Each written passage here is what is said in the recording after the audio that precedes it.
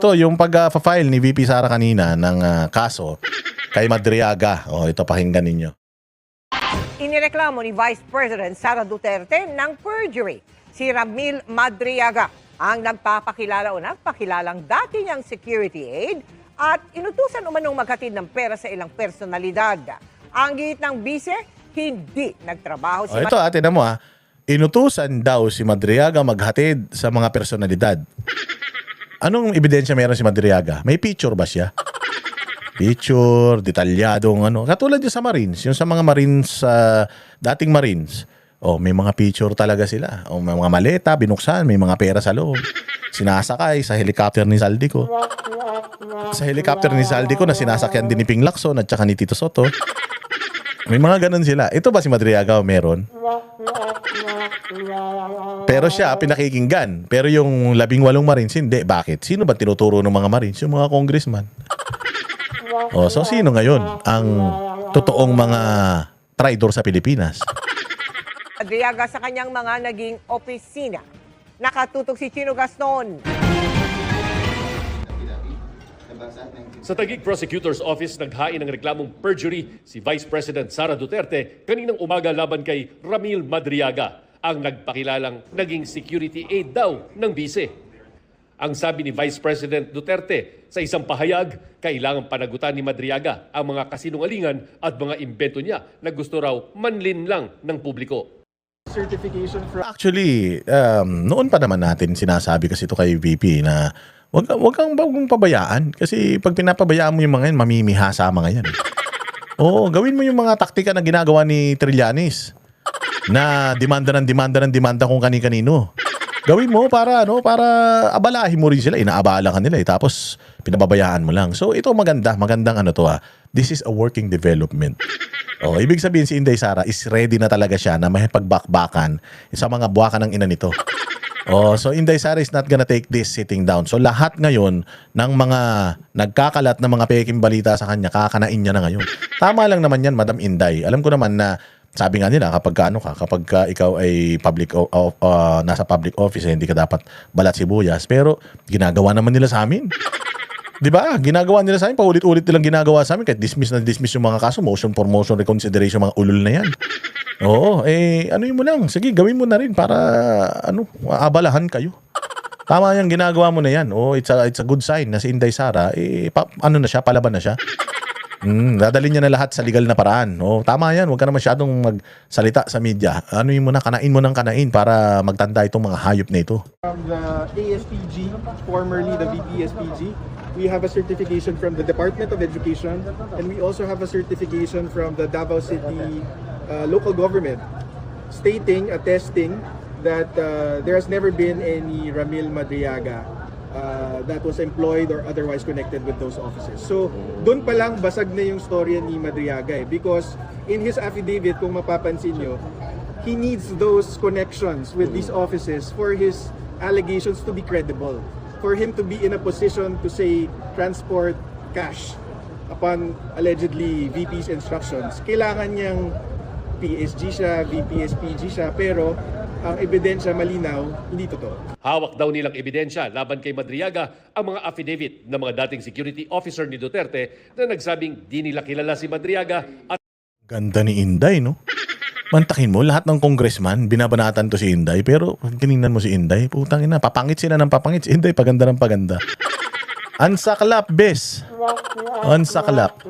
imposibleng naging bahagi ito ng security group nila. November 2025, ginawa ang affidavit ni Madriaga.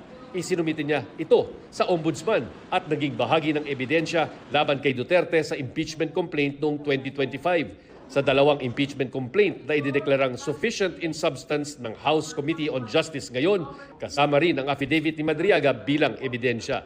Dito, sinabi niyang naghatid siya ng pera sa iba't ibang tao sa utos ni Vice President Duterte. Noong December 2022, inutusan daw siya ni nooy VPSPG Commander Colonel Raymond Lachica na ihatid sa ilang lugar at individual ang mga duffel bag na may laman daw ng 30 hanggang 35 million pesos kada bag.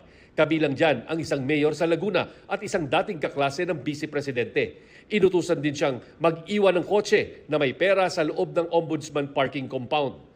Nang ito, kaya namang gawin kahit sinong tanga eh. Kayang gumawa ng ganito. Ang tanong, kaya ba nilang patunayan yan? Oh. Basag na basag to. Umpisa pa lang to, basag na to eh. Yung pagkakadescribe niya pa lang sa sarili niya kung paano siya nakapasok sa bilog ng mga Duterte, ano na eh, sabog na eh. So wala ito. Sabi ko nga sa inyo, the fact na ginagamit pa rin ito ng prosecution, itong sinasabi nito ni Madriaga, ibig sabihin wala talaga silang ibang ebidensya na malakas kay Inday Sara. That's why kailangan nila ng public opinion na kailangan nilang sirain si Inday Sara sa Court of Public Opinion. Para baka sakali magalit ang tao sa kanya, hindi siya manalo sa 2028. Ito mga ganito, wala na to. Utang ina yan. Hindi magfa-fly to. Lalo na kapag inano ng korte to. Nakita ng korte na talagang nagsisinungaling yun. Ano pang gagamitin nyo dyan sa impeachment? Ilan na nga lang yung grounds for impeachment ninyo, nalalagas pa. Sinabi rin ni Madriaga na mula sa Pogo operations at drug dealers ang pondo ng Inday Sara is My President Pilipinas National Campaign. Yan ang pinaka-imposible sa lahat. Yung Pogo. Walang Pogo sa Davao eh. Buti sana kung saan damuka lang Pogo sa Davao, wala kang Pogo dun eh. Wala. Lalo naman sa drugs. Putsang ina, inuubos nga ni Pangulong Duterte lahat ng drug addict eh. Sabi ko wala to. Sabi ko nga sa inyo kahit sa dali mo yan diyan sa ilalim ng tulay. Wala maniniwalang tao diyan eh. Noong 2021 hanggang 2022. Pagka hinahayaan kasi, pwedeng hindi sila natatakot na magsinungaling, maggumawa ng kwento, sumira ng buhay. Ngayon, dinidikit nila ngayon sa impeachment, ang kahulugan nun or ang possible consequence nun is, for example, subvert yung will of the people kasi gusto mong tanggalin ang isang duly elected official ng bansa.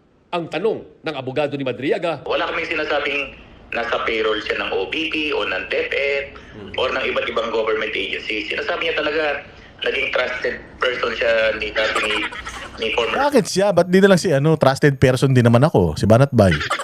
Trusted person din naman niya si Mans Carpio. Ba't di na lang si Mans? Ba't siya pa? Ano meron sa kanya? Kaya na gano'n siya ka-importante.